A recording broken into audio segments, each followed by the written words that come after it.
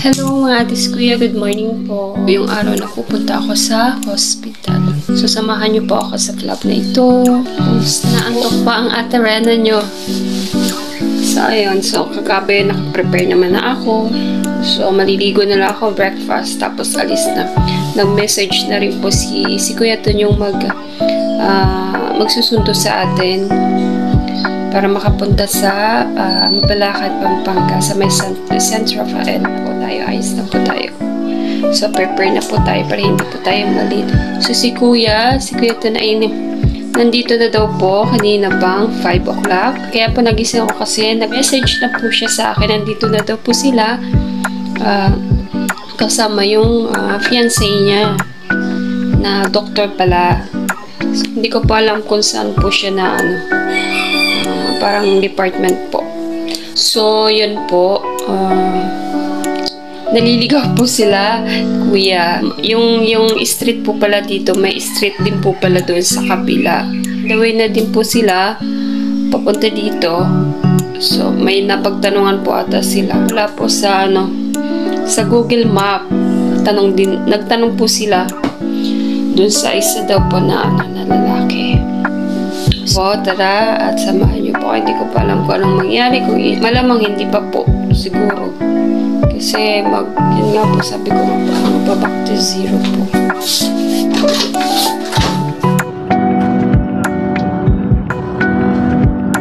On the way na po tayo papunta ng hospital dito sa Mabalakad, Pampanga. So, ito po ay liliko tayo sa may papuntang Olongapo. Hindi ko sure po. So, ayan po. Medyo masama po ang pakiramdam ni Ate Rena nyo.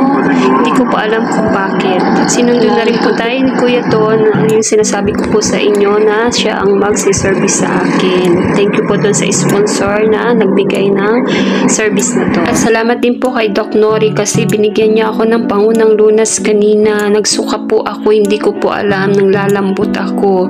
So, binigyan niyo po ako ng, hindi ko po alam kung anong tawag. In-insert po niya yung mga yung needle. Para daw maging okay yung yung pakiramdam ko. So, awa ng Panginoon, naging okay naman po ako bago kami makarating dun sa hospital. Hindi ko alam mga atis ko kung anong major medical specialties siya, department naka-assign.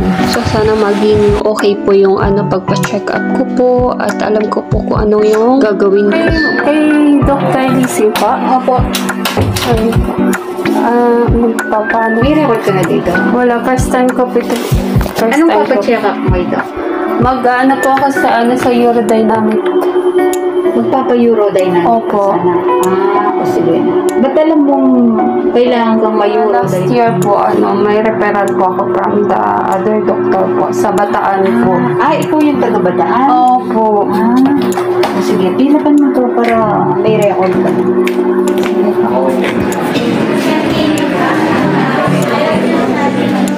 Nasa gilid po ako dito. Wala na po upuan. Dami pong pasyente.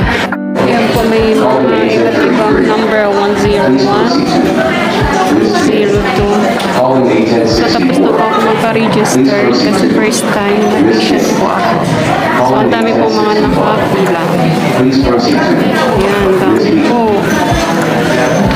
So, 110 po yung room na pinuntahan ko kanina. So, waiting na lang po na i-call yung pangalan ko. Isisingit daw ako ni ate kasi siguro na naawa siya sa akin kasi nagsuka po ako, parang namumutla po ako.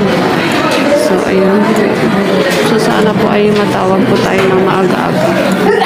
So, ang oras po ay 10:27. So, ang dami pong tao. So, normal kapag sa Pinas, normal yung mga ganitong eksena. Pati nga po sa loob, wala pa sa 37.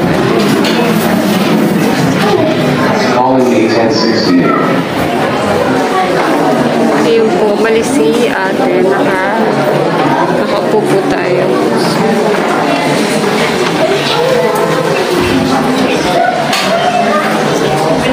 Nabuta ng traffic. Buti na lang may service po tayo. Pero kung sa bus po talaga yun, hindi ko pa talaga siguro kaya. So, ayun. So, palabas na po ako.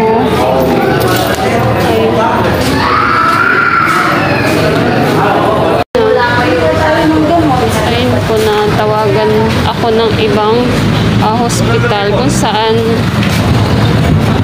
nahanap ko yung sasakyan. Ay, ate! Hi po. 2 araw na po yung nakakalipas nung pumunta po ako ng hospital. Hindi po ako nakapag-upload kasi talagang ang sama ng pakiramdam ko pagdating ko. Talagang nanlalambot yung katawan ko. Yun po, wala pa akong gana. So, inano ko po na sinulit ko po yung tulog ko kasi ano na naman po yung sa tamang oras. So, yun po.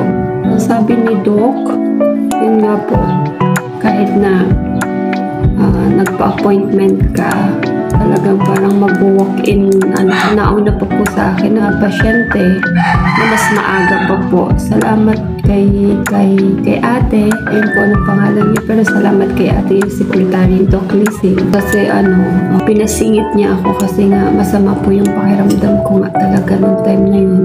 Iyon, pero may mga nauna na po sa akin na bago ako pinasingit, kumbaga. So siguro nagtagal po tayo dun sa labas ng mga 30 minutes lang po siguro. Tapos tinawag na po tayo. So bawal nga po na kunan yun sa loob ko ano yung mga pag-uusapan. So share ko po sa inyo habang ako'y kumakain. Pinili ko po na matulog hanggang inaantok po. Akala ko po ay magkakaroon ako ng sked para dun sa sa machine na yun, sabi ko nga.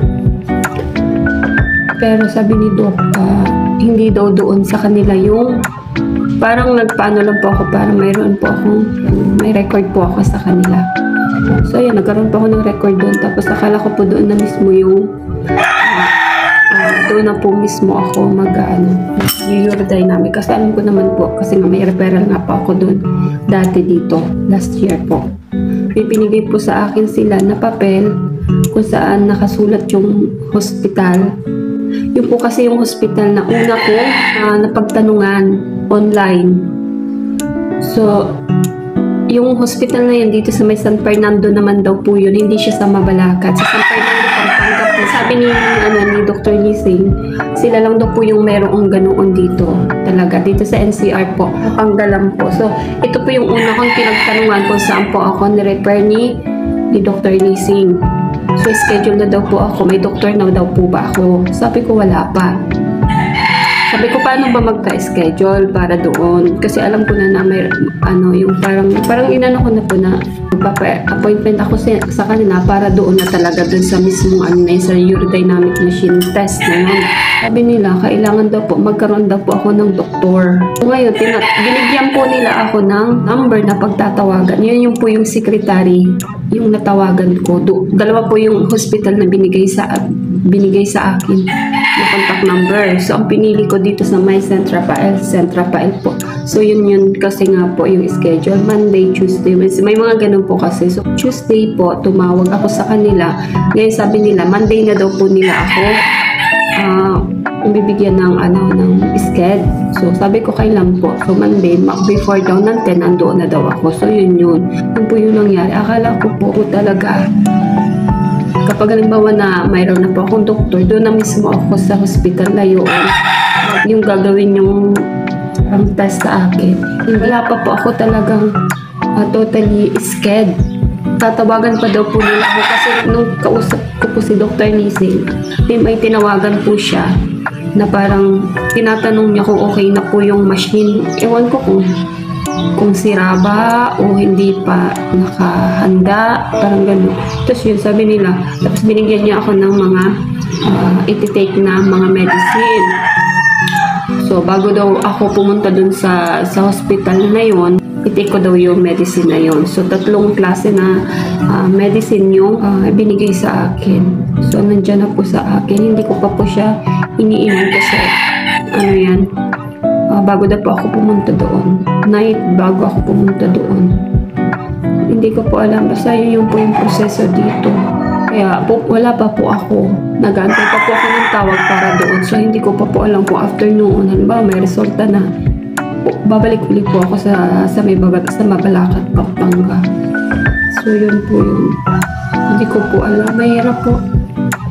Kasi pabalik-balik yun po talaga yung iniiwasan ko kasi talagang hindi ko po alam yung katawan ko. Hindi ko po alam talaga yung katawan ko. Mahina na po ako sa biyahe-biyahe mula nung naoperahan ako. Parang wala na po yung lakas ng katawan ko. Kaya po, parang inaano ko na nga lang po na panglibang. Pero yung hindi naman po yung talaga napapagod ako kasi kapag napapagod ako, nag-i-stop naman po ako. Kasi alam ko naman po yung ano ko sarili ko kapag napapagod ako. Talagang sumasakit po yung food ko dito. Hindi, yun ako. So, yun po yun. So, wala pa po tayong schedule. Tapos, tinanong nga din po ako ng secretary ko kung mayroon daw po ako ng insurance card. Sabi ko, ano po yung insurance card? Kasi wala na ako yung utak ko, loading na talaga eh. Hindi ko siya masagot. Ang nasa isip ko, yung health card ko, yung parang PhilHealth. Pero pagkakaalam ko kasi sa PhilHealth po kapag ka, nag-consult ka doon. Kaso nga lang, hindi naman po ako mag-i-stay doon, di ba? So yun, meron po ako ng card na yun, pero hindi ko pa po siya nagagamit kasi dito, pinacheck ko po, active naman po kasi self-employed po ako po alam kung saan ko yun magagamit. Yung health card na yun. Tingin-tingin din po ako. May mga nag-offer po sa akin ng Sun Life. Ang hinahanap ko yung MaxiCare po eh. Parang yung maganda po ata yung insurance na yun eh. So, yun po. So, wala pa po si Ate Rena nyo na schedule. Sana po this week po. Ako naman po, nagpaabot din po pala ng tulong sa akin. So, hindi ko na po magagastos yung savings ko. Tapos, kay Ma'am Buena, kasi higit po yung naman po ang magagastos ko po kasi ay higit kasi sabi nila ay 15,000 daw po dito sa kanila yung urodynamic test, tapos yung sa mga medicine. Kasi nung nakaraan po kay Dr. Lizin po 600 po, tapos plus yung mga medicine po, ayun. Nakita ko po kasi dun sa kaya ayoko nanonood eh. Yung iba po nagkakaroon ng infection, pero wag naman po sana. Kaya mahirap kapag nagsisearch ka. Kasi alam mo na yung mangyayari pag oily na yung face ni Ate Rana nyo. Ang galing ko lang po kasi nung tulog. Hayaan nyo na po. Medyo nakabawi po ako ng tulog ngayon. So, 2 araw po nakabawi po ako kahit paputol-putol po. Okay, thank you so much po. Thank you po sa pag-support nyo. Pa-support naman po ng naalala ko po pala may pinapublic ko na po yung Facebook page ko po. Noong nakaraan. So, yun. Ate Rena's vlog din po yung Facebook page ko po. Yung mga nagko-comment po ko may po ako. Ang iba nga po na nakikita yung nakikita yung private account ko sa Facebook. So, minsan po, hindi po kasi ako kasi nga, yung health first po muna sa akin. Yung kalsugan ko nga muna po kasi. Kaya medyo hindi po ako nakakapag-reply sa iba na nagsasend ng message sa akin sa Facebook account ko. So, may Facebook page po ako. Doon po kayo mag-message. Yun, para alam ko po. Naka-open po yung notification. Yun, thank you so much po. Yung mga nagpe-pray po sa akin, yung nag-pray po sa akin, thank you so much po. Yung mga nalungkot po, wag po kayong mag-alala kasi kaya naman po ni Ate Ren. Yung medyo, lang po. Ganun po talaga ang buhay. Minsan, nakakaramdam ka ng ganoon. Pero alam ko, makakaya ko to kasi dati po nakaya ko na mag-isa. So, ito pa kaya na malapit lang ako sa mga relatives tsaka sa family ko. Tapos yun. Thank you so much po. God bless po sa ating lahat. And, yun po. Ang ingat din po kayo lagi, lalo na sa health nyo. Mahirap magkasakit kasi yun yung iisipin mo araw-araw pero lagi lang po nandyan lang po si Lord sa atin. Lagi lang po tayong kapit kay Lord.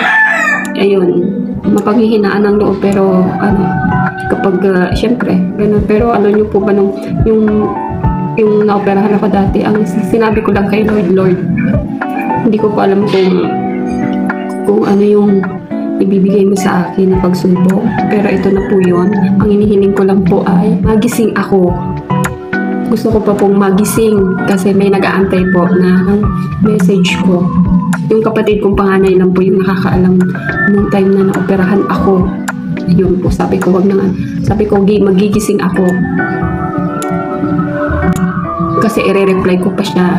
Ayun, nagising nga po ako. At hanggang ngayon, nandito ako, nakauwi ako. Nakatulong ako. Ayun, talagang may purpose. Siguro yun yung pamamaraan ni Lord para makauwi ako. Kasi 4 years po ako sa abroad na hindi umuwi. Straight po yun. Diba, nag-pandemic po. Tapos inaantay ko pa po na sabi ko ay mag-iipon pa ako bago ako mag-for good. So yun, hindi nakumpleto ko po siya, pero ito po yung nangyari sa akin. Yun po, sabi ko kailangan ko na talaga na umuwi. Ito na siguro yung sign para umuwi ako at makapiling ko ang family ko. Ayun nga po, nakauwi po ako. Kaya, pray ko na lang kay Lord na yun sa everyday po, na okay ako. Nakakaramdaman po ako ng pananakit ng likod ko, ng hita ko. Kasi sa kabila po kasi walang pakiramdam eh. Wala, numbness pa po siya. May numbness pa po ako. Tapos yung yun nga po sa bladder, tsaka sa bowel movement ng bowel ko. Yan, mga apektado po yan. Ayan, may nurse po dito na nanonood. Ayan po, alam niya po yun. Ano ko na lang po, talaga pasalamat po ako. Hindi po ako nag-wheelchair. Hindi po talaga ako nag-wheelchair o humawak man lang ng baston para makapaglakad. Nakapaglakad po ako ng normal, pero hindi man po siya normal, pero nakapaglakad po ako ng dahan-dahan.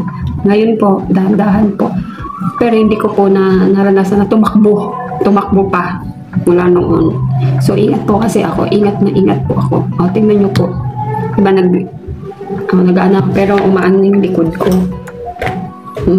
Umaano po yung likod ko kasi nakupo po ako ng medyo 8 minutes na. Nakupo po ako ng 8 minutes dito. So, kailangan kong hilutin yan. O kaya, tumayo. Yun. Kasi, nararamdaman ko yung pressure dito. Yung pressure po sa likod. And that's it for today's mga atis kuyas. Thank you po for watching. Bye-bye po. Ingat po.